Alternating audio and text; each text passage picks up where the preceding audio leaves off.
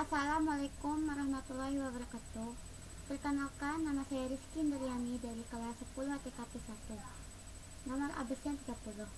Saya akan menjelaskan itu tentang menganalisis jabatan tugas dan uraian pekerjaan pada kegiatan administrasi.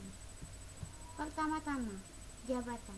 Pengertian jabatan atau objection adalah kedudukan pegawai yang ada dalam struktur organisasi dan mempunyai kemampuan pengetahuan, keterampilan dan sikap yang bertanggung jawab dan fungsi yang spesifik.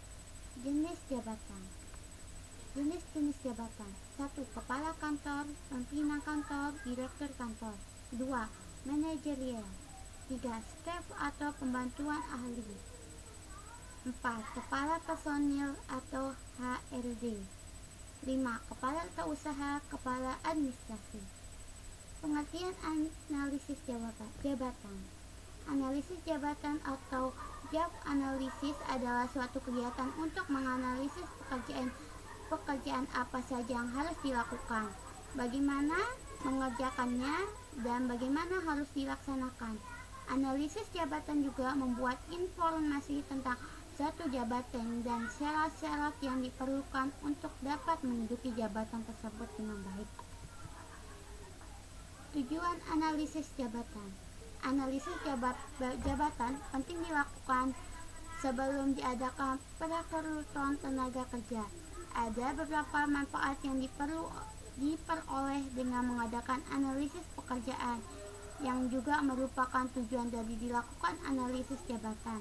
Adapun tujuan analisis jabatan yaitu memperoleh tenaga kerja pada posisi tempat, memberikan kepuasan pada diri tenaga kerja, menciptakan iklim dan kondisi kerja yang kondusif, disebutkan dalam peraturan Menteri Dalam Negeri Republik Indonesia Nomor 35 Tahun 2012 tentang analisis jabatan dilakukan Kementerian Dalam Negeri dan pemerintah daerah pada bab 2 pasal 3, bahwa tujuan analisis jabatan untuk penyusunan kebijakan program-program seperti berikut: pembinaan dan penataan kelembagaan, kepegawaian ketelaksanaan, perencana kebutuhan pendidikan dan pelatihan, dan evaluasi kebijakan program pembinaan dan penata kelembagaan, pegawaian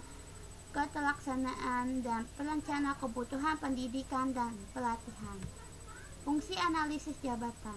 Analisis jabatan di samping menghasilkan uraian yang disebut sebagai jabatan untuk memiliki fungsi lainnya, itu pengadaan tenaga kerja. Spesifikasi jabatan merupakan standar personil yang digunakan sebagai pembandingan para calon tenaga kerja. Isi spesifikasi jabatan akan memberikan dasar pembentukan produser seleksi nantinya. 2. Pelatihan. Isi uraian tugas dan pekerjaan dapat digunakan sebagai dasar untuk mengambil keputusan, khususnya dalam hal program pelatihan dan pengembangan sumber daya manusia. 3. Evaluasi kinerja. Persyaratan yang uraian jabatan dapat dinilai sebagai dasar untuk menentukan nilai pegawai dalam memberikan kompensasi yang layak. 4.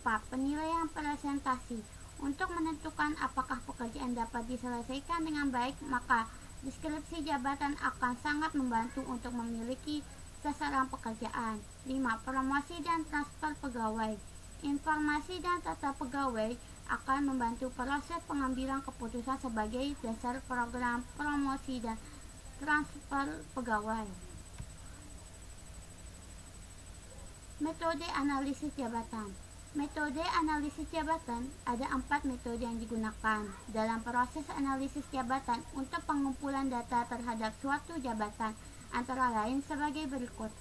1. Kuesioner.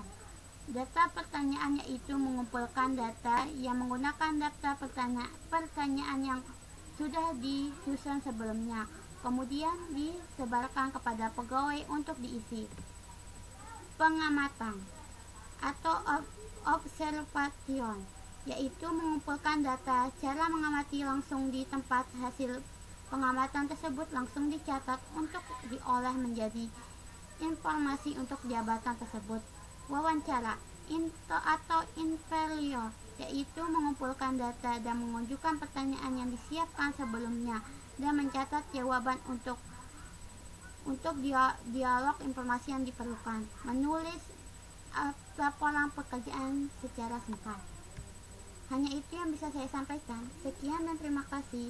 Wassalamualaikum warahmatullahi wabarakatuh.